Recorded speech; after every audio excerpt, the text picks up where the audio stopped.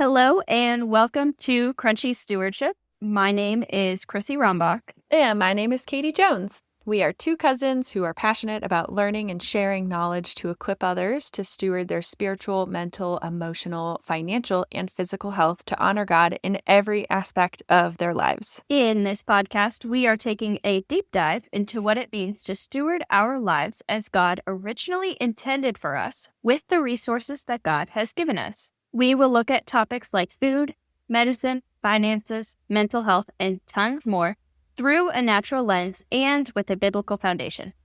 Before we dive into today's episode, if you have been following along and enjoying this podcast, make sure you are 1, subscribed, and 2, make sure to go and leave us a 5-star rating wherever you are listening to this.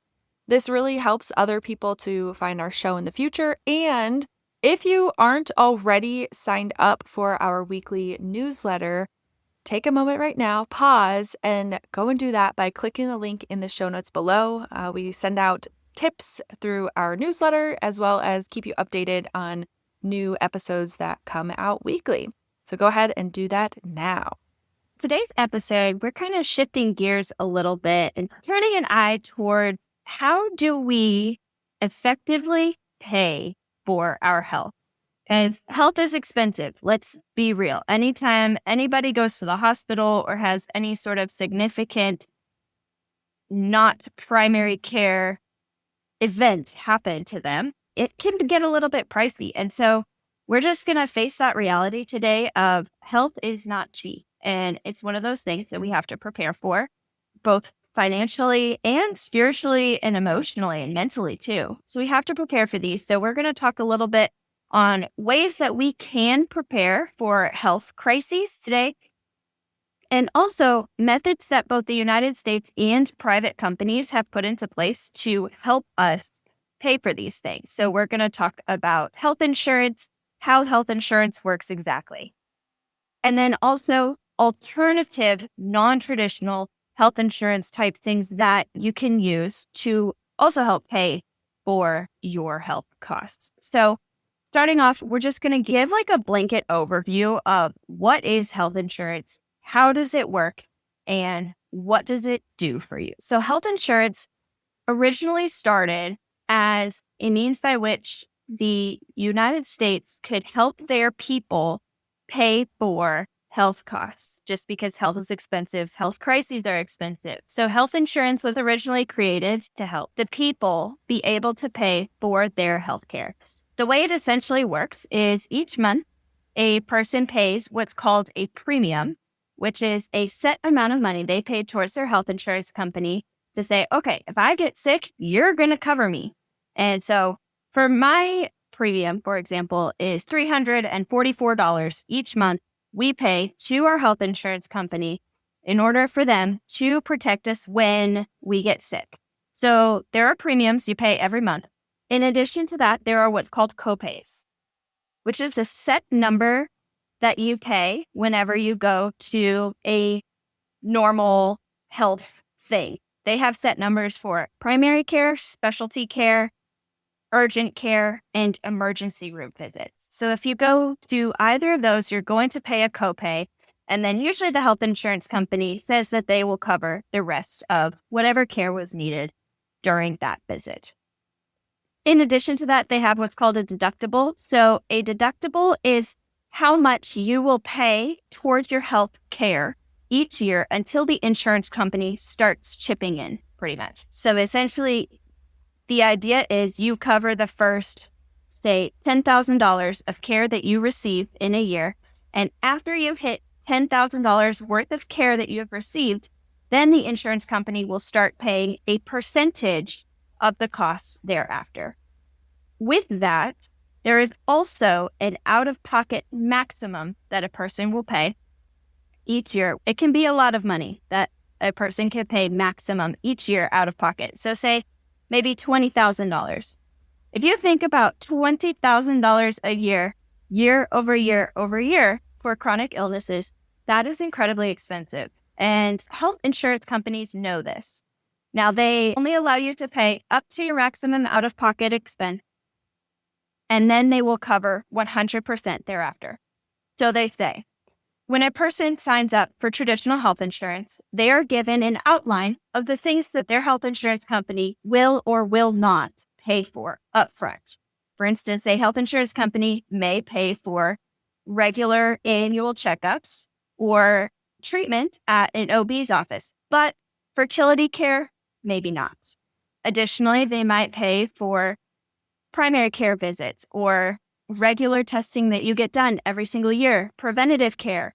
But if you want to get a test for something that you think might be going on but isn't necessary, the health insurance company likely will not pay for that test. So often, what happens is a doctor will have to get a test or procedure approved by the health insurance company in order to do it, because the health insurance company is the one that is going to be paying, unless the patient wants to pay for a test or a procedure out of pocket, which for most patients is incredibly expensive and very difficult to do. Now, one of the biggest problems with health insurance and healthcare in general as to why the cost is going up so much is because, healthcare providers such as doctors, hospitals, things like that, they are the provider of the service, right? And unfortunately, the people actually benefiting from the service is not the consumer. The consumer is the insurance company. And so if we think about general economics, if both the provider of the service and the consumer of the service wants the cost of the service to go up, the service is going to go up. That is just the nature of it. And in this situation, that is the truth. Both the provider of the service and the consumer both want the cost to go up, because when that happens, the person actually receiving the services pays more money towards both entities. And so that has become one of the biggest problems with healthcare, why it has become so incredibly expensive, because everybody who's involved in whether or not a procedure is done wants the cost of the procedure to go up because they make more money off of it. And so this is where we can look into non-traditional healthcare strategies. It's very unwise to not have any form of health coverage, because when a person goes to the hospital without any form of health insurance or non-traditional health insurance, then they will walk out of the hospital facing an astronomical bill, no matter what. But there are alternative health insurance strategies that have been implemented that are available to the public that can be used to create a more affordable method to acquiring healthcare. And Katie, I know you've been using a non-traditional healthcare method for many years, and you're actually thinking about transitioning to a different non-traditional healthcare method. Would you be able to just go through and kind of explain what exactly a non-traditional health insurance strategy entails and how it can be better or worse for you, like the pros and cons of it as you have experience through using it? Yeah. So we actually switched to a health cost sharing ministry back in, I think it was 2021. And it was a little bit for a few different reasons. Yeah. So when we turned 26, because that's when you typically get off of your parents' health insurance. Wes and I, when we got married, we were both on our parents because we got married when we were 24. And eventually a couple years later, so that would have been, right before 2020 was that year. And we just went to the healthcare marketplace, whatever, just looked into whatever health insurance was out there, because I started working as an entrepreneur. So I didn't have health insurance through an employer. And then Wes at the church that we were at did not have health insurance through them. And so we just didn't know what we were doing, and we got some just traditional health insurance. We never really ended up using it very much in general because we're pretty healthy people, and it was costing us a lot. I don't have the numbers in front of me. I probably should pull them up. I actually did a review back in 2021 or 2022, my first review of our health cost sharing ministry. And I talked about like the breakdown of the costs for like how much we actually have been saving now that we switched to a health cost sharing ministry. And that was part of the main reason we switched was it was just costing us so we were barely using it, and it was a high deductible, and we were just kind of like, this is I feel like there's something better out there. And I had started hearing about different cost sharing ministries out there and did some research, and I was like, I'll try it out. So I actually switched myself first. I jumped over. Wes stayed on traditional health insurance for a while, kind of tested it out, and I actually went through and used it all for my meniscus repair, and everything got covered. And it worked really great. And I was like, this is working out fantastically. And so we switched Wes over as well. And so we use Christian Healthcare Ministries, and we've been with them now since 21. And we've really been enjoying them. They've been really wonderful. One of my favorite things is obviously they are faith-based, but Christian is in their name.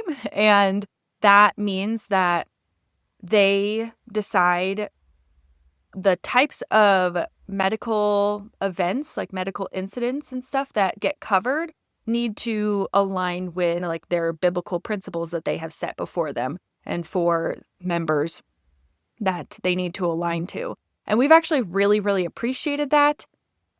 There's some things that people don't agree with, and I think that is okay. They don't cover, like if you get pregnant out of wedlock, they will not share the medical expenses for that pregnancy because you did not adhere to a, biblical lifestyle that they, you have to sign a covenant basically before you join Christian healthcare ministries saying you're not going to partake in these kinds of things. But if you do, then those expenses are not going to be shared if you have them.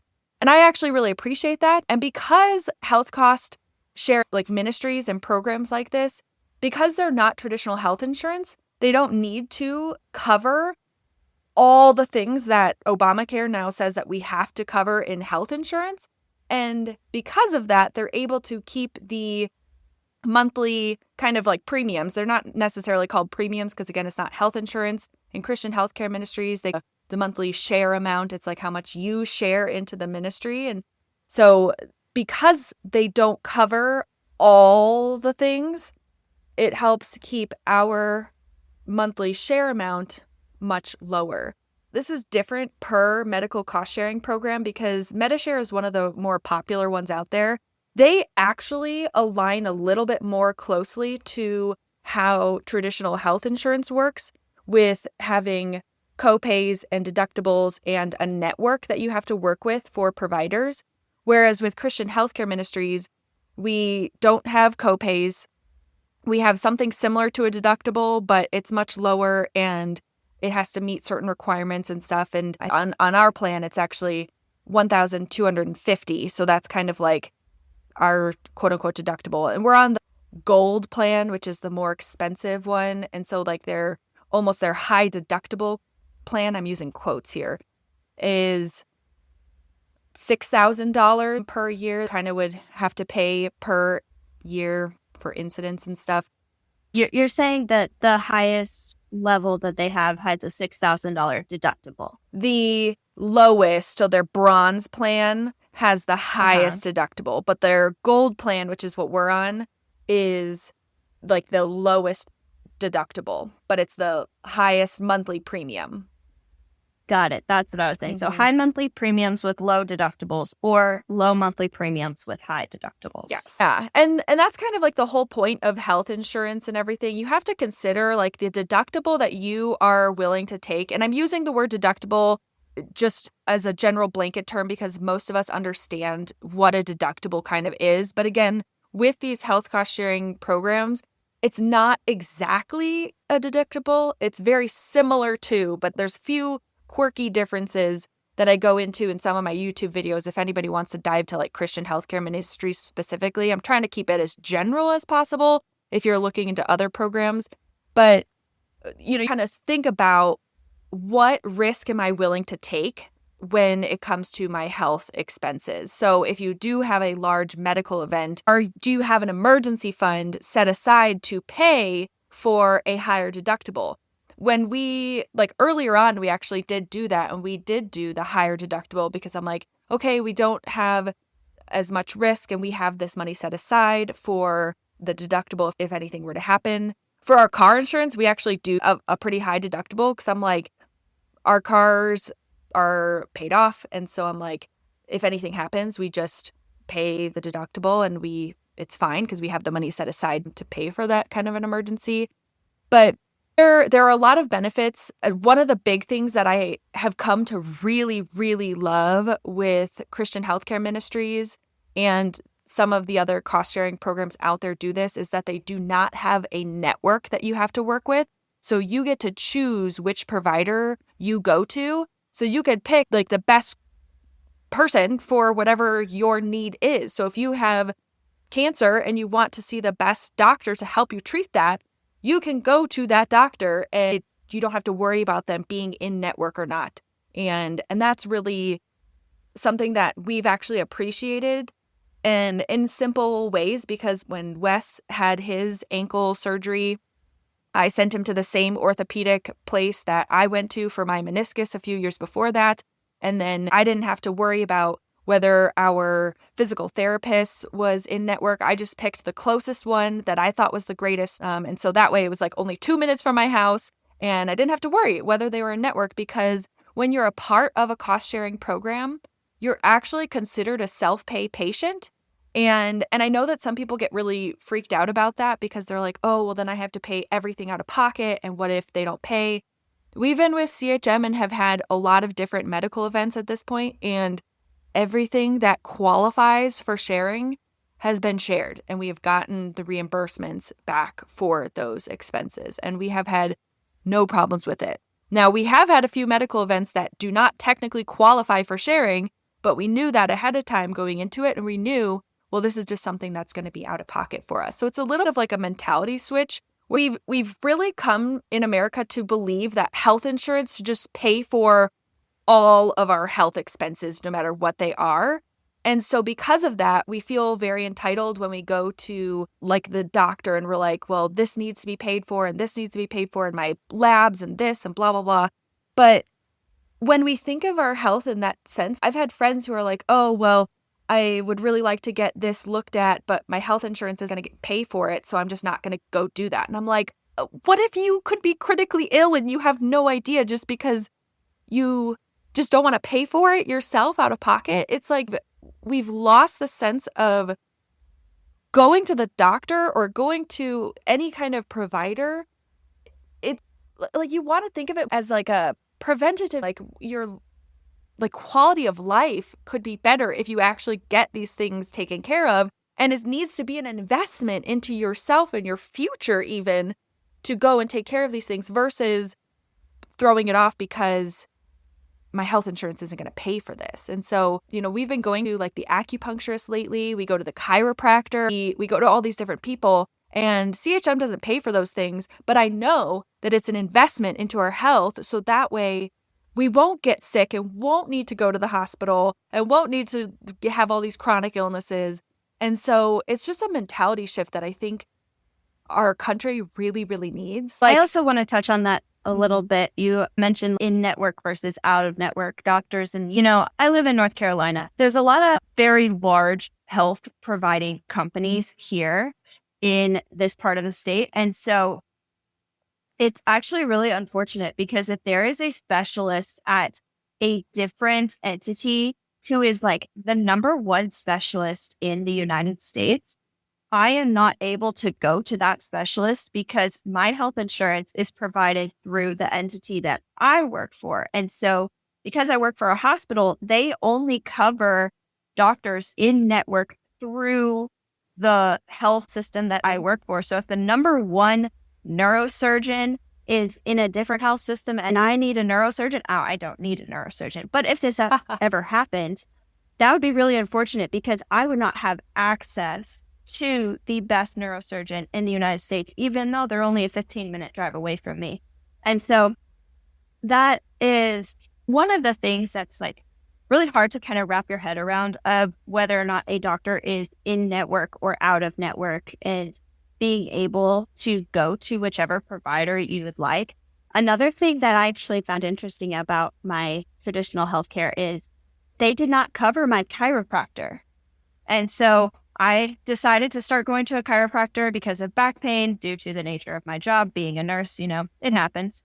And my insurance did not cover the chiropractor, but at the same time, so I am now a patient paying out of pocket at my chiropractor's office, but the amount that I am paying out of pocket for each appointment is less than my copay would have been if I used my health insurance to pay for my chiropractor. And I've also heard it's very similar with getting ultrasounds during pregnancy. Yep. If you decide you want a 3D ultrasound for your baby, you pay significantly less money if you decide to pay out of pocket for this procedure rather than allowing the health insurance company to pay for the procedure, or if the health insurance company says they won't cover it, And so I've also heard the same about the use of an ambulance. If you do not have health insurance, the cost of an ambulance is significantly cheaper than if you do have health insurance, because the health insurance companies want the cost to be higher because then they get paid more. And so it's kind of like a backwards thought. And so, Katie, I think you're very right in that we need to shift our understanding of how health is paid for in America, because traditional health insurance is not a catch-all for the costs. Like, they say they cover 80% of the costs, but me paying 20% of $2,000 is still more than me paying 100% of $100, and that's the kind of cost difference that we're talking about here for these situations. So Wes's ankle surgery. So as a self-pay patient, we get all of the itemized bills from our providers. And whenever we go to the provider, we tell them, hey, we're self-pay. Do you offer any self-pay discounts? And in almost 100% of the cases, they offer significant reductions in the bills. So I actually have the numbers in front of me. Wes's bills before any of the discounts, this is total for everything. This is going to the emergency room because his situation was he fell from a roof, and so we went to the ER for that. And then it was all the getting the MRI and going for all of the follow-up appointments, and then the actual surgery that he had and the physical therapy. So everything total was $112,000, a little bit over. After the discounts, it was $22,000. So that's almost $90,000 in discounts alone. So we sent all of these bills to Christian Healthcare Ministries to then be shared amongst the ministry. Out of pocket, we only paid $1,000. So that kind of, at the time, our shareable kind of quote unquote deductible, like that was our personal responsibility is what it's called. And so because of your Christian Healthcare Ministries, you paid out of pocket 1% of your entire healthcare bill. Yeah. Also, can we just acknowledge the fact that a broken ankle requiring surgery costs $100,000? Yeah, it was, again, it was every single bill, including the x-rays and the follow-ups and physical therapy. So it's everything. And but still. But the physical therapy appointment alone, so I have spreadsheets of this stuff. Just a single appointment before self-pay discounts was $430. And then every time Wes would pay only $95 of that. So he'd pay $95, $95 each time he'd go. And we'd submit the bills and then get a check in the mail from Christian Healthcare Ministries for those things. I'm going to be real. I promise you those physical therapists are not getting paid $400 an hour. No. They're not getting paid $95 an hour. No. Yeah. And then, so here, I've heard so many instances. I don't have personal experience with this, but after listening to reviews on YouTube or just hearing other podcast episodes, I've literally heard stories of people who, the ambulance ride actually is a really good example. I think I heard this on a podcast the other day where somebody had an ambulance ride and it was going to be they got a bill in the mail. After their insurance paid for things, they were responsible for $800. And so they fought it and they're like, hey, why is this ambulance ride still $800? And they're like, oh, I'm so sorry. We actually realized that we didn't put your insurance in here properly. We'll run it through your insurance again and send you the bill. And so they're like, great, thank you so much. Well, a month or so later, they get another bill in the mail from the ambulance company, and it's now higher than the $800. And they're like, hey, what's going on? I thought you were going to send this to the insurance company. They're like, oh, well, we did. This is now your responsibility after insurance has paid. And it costs them more. And same thing, like people go to physical therapy like that. And then the question goes to show, well, can I choose to not use my insurance to cover this? And the answer is no. Nope. Because you have now identified that you have an insurance plan that covers your ambulance ride. And so therefore you must use the insurance plan that quote unquote covers your ambulance ride, even though their coverage still results in you paying more for the ambulance ride. It seriously is so like the system is broken. We really have gotten to this place where, again, both the provider and the insurance company benefit from the costs going up. And then we as the consumer of these health expenses, health products, basically, we are the ones footing the bill for all of this. And they all just benefit from us staying sick. And I hate to say it sometimes because I have so many friends similar to you that are providers. They are nurses, they are doctors, they are surgeons, dentists. And like I have friends who are in these industries, and I would never say that Chrissy herself is looking for me to stay sick or that any of my friends are wanting me to stay sick. I just don't think that they realize a lot of times like what's going on with the insurance companies and everything. And when people start to recognize that, they realize the corrupt system that they are sort of a part of. And we had a friend who, moved outside of traditional chiropractic to start their own chiropractic care facility or company. And he does not take insurance because going through insurance, he's like, it's going to cost you as a patient so much more to come see me, even if your insurance is involved. And for him, too, he gets paid less from the insurance companies. And so it almost feels like nobody's winning. And you're like, what is going on? So whenever I find providers who just do not work with insurance in general, I love them. Like that's where we send Malachi for appointments. We do direct primary care, which is a whole nother world. We just pay for a monthly subscription with them and go as often as we want. And it's so much better because there's no middleman telling us what we can and can't do.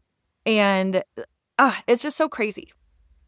And that's another thing is that the middleman, the health insurance companies, are the ones essentially deciding whether or not a procedure or a treatment is necessary. That is so insane to me. Which is crazy because these are a bunch of people who are not doctors, who do not work in healthcare, making the ultimate decision on whether or not a treatment is going to be covered or paid for this patient.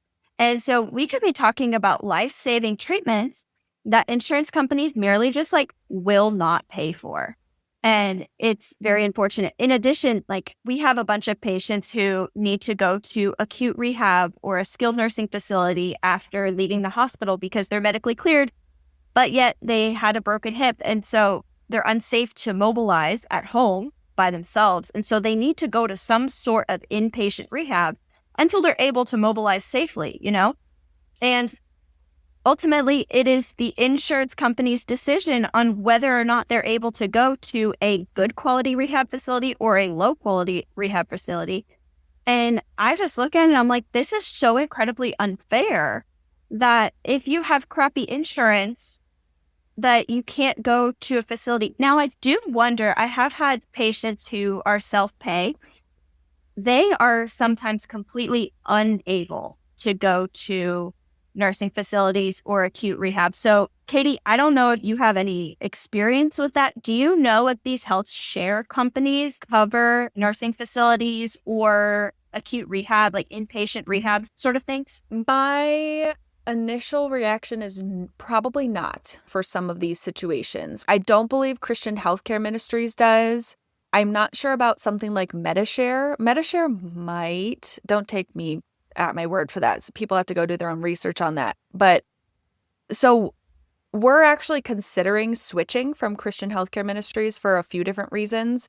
And one of the places that we are looking at switching, I know that for them specifically, they actually only allow people up to the age of 65. And then once you're over 65, you have to go find something else, like maybe Christian Healthcare Ministries or MediShare. And so they probably wouldn't have something like that. So that sounds like another strategy that they use to keep those health sharing costs Yes. low for the vast majority of the population that is below the age of 65 who doesn't have the chronic, continuous health needs. So like a normal middle-aged healthy person, the vast majority of their healthcare needs are probably emergency-based situations or trauma-based situations rather than chronic illnesses. And I think that's kind of the focus of a lot of these health share things is they focus a lot more on providing for those traumatic situations and the emergency situations. But for chronic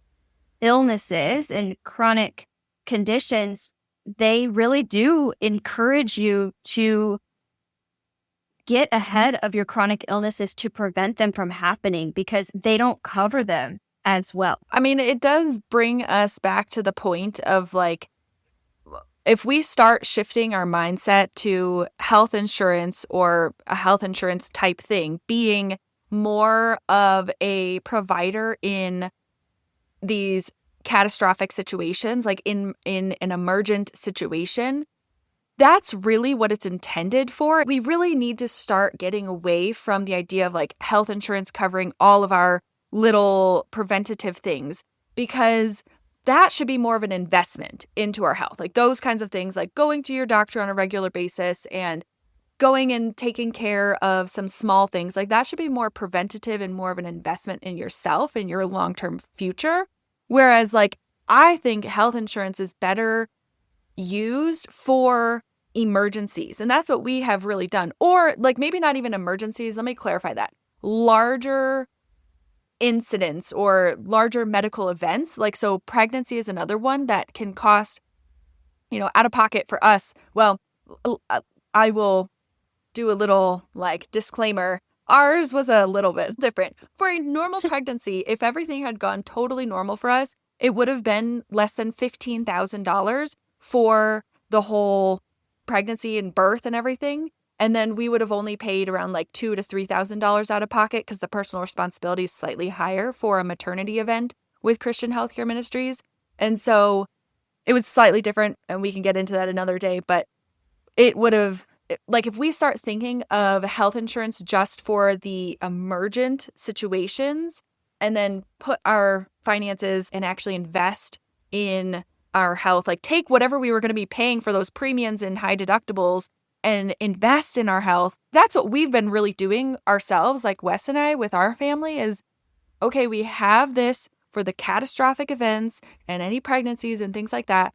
But day to day, yeah, we are going to the acupuncturist. Yeah, we are going to the chiropractor. Yeah, I do go to my annual physicals and get my labs done and things like that. And that's all out of pocket for us. And that is just an investment. And it's something I put on my budget for every year. And we have an amount saved for that. And so it's just a different way of thinking. And we need to start getting to that versus asking our health insurance what we can and can't do. It's so silly.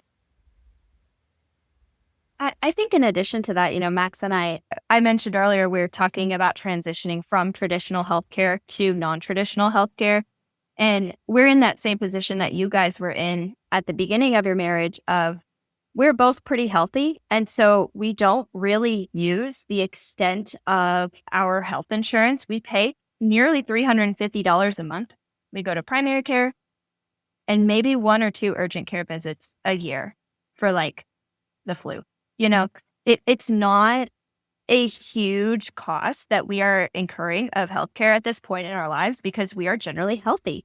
And so we have strategized of like, okay, we're already spending $350 a month on health insurance, even though we don't use it nearly at all because we are healthy people. And so we've strategized that if we decide to switch to a non-traditional health insurance or a non-traditional healthcare company, then we can still save that $350 a month and use it for those preventative things like acupuncture, chiropractic, annual physicals, things like that, direct primary care. And even then, with all of those things added up, we would still be able to pay for those out of pocket and save for the catastrophic events that will inevitably happen because we're human and we live on planet Earth. And that's what happens to humans on planet Earth is things go wrong. And so, yeah, just like the $350 a month can more than pay for the expenses that we actually incur throughout the year. And so will give us the opportunity to save for those catastrophic events and be able to cover ourselves by ourselves more effectively than a health insurance company can. Because at this point, paying $350 a month towards the health insurance company limits us from being able to save for catastrophic health events where we might get a bill in the mail that is equal to our annual deductible of $10,000, where we'd say, well, we have an emergency fund, but we don't have a medical fund, you know?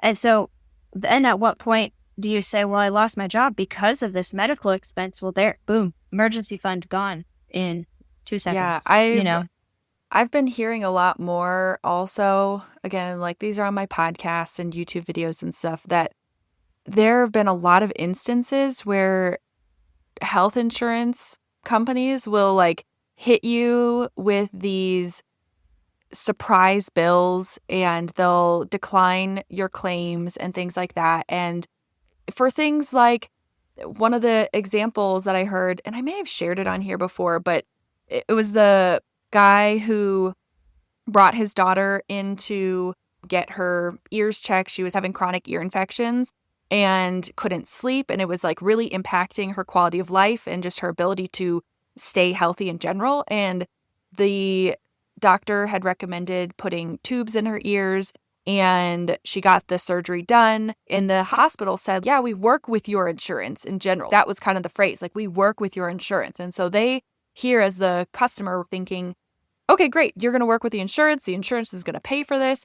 But after the surgery was done, their kiddo was doing really well, sleeping, was becoming more healthy, not having all these chronic ear infections. And then a few months later, they get a bill in the mail for thousands of dollars. Like I would think it was like $30,000 for this surgery.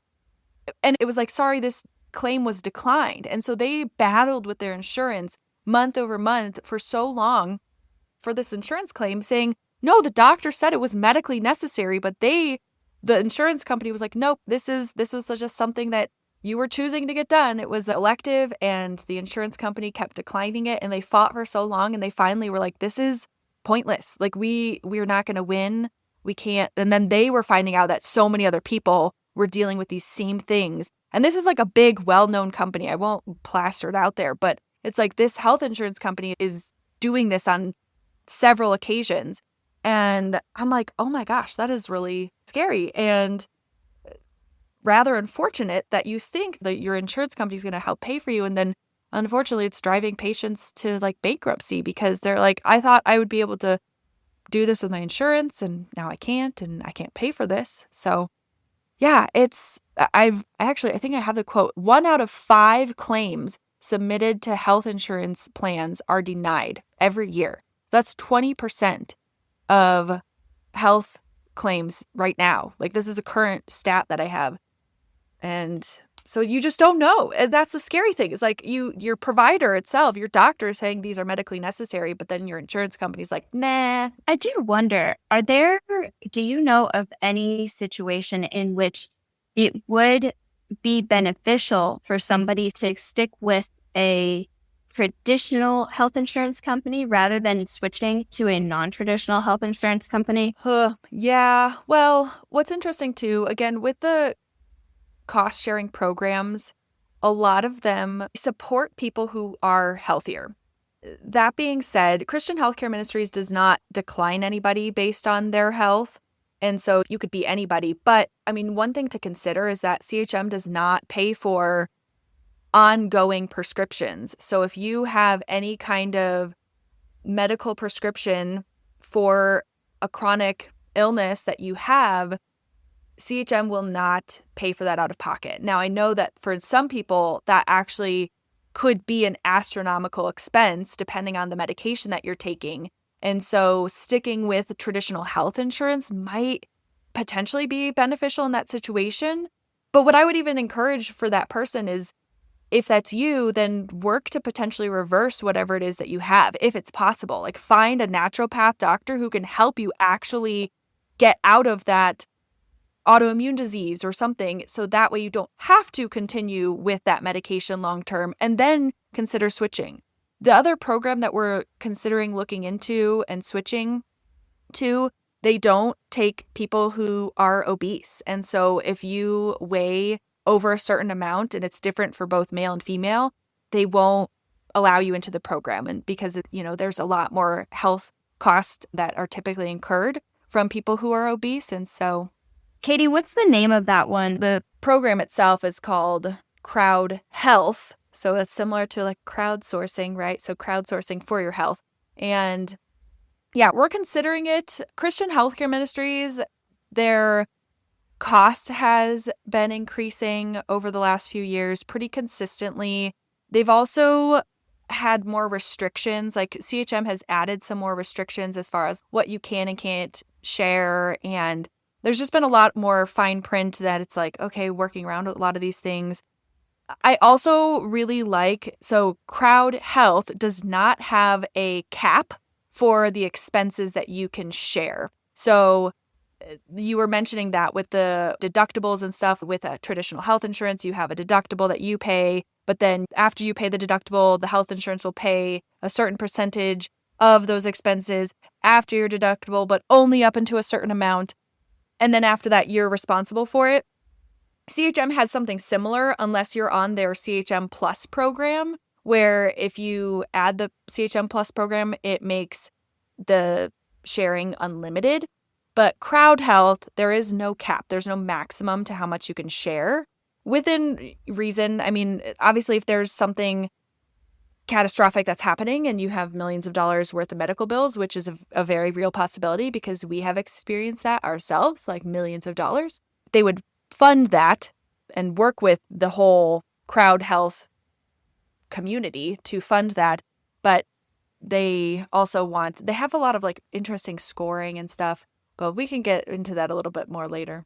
So I really want to dive into a little bit more on like the specifics of the differences between Christian healthcare ministries, Medicare, and this new Crowd Health that you're mentioning, Katie. But unfortunately, we are running out of time. And so we cannot get into all three of those specifics during this episode. But stay tuned. Next Friday, we're going to be talking about all three of those and the specifics of them, the comparison, pros, cons, compare and contrast with all three of these different health sharing companies that are out there, and potentially more if we hear about more. If there are other companies that you want to hear about, let us know, and we might be able to create another podcast in the future about other healthcare companies that are available to the public. So yeah, come back next Friday. These episodes are posted every Friday, wherever you listen to your podcasts, on Spotify, Apple, or YouTube.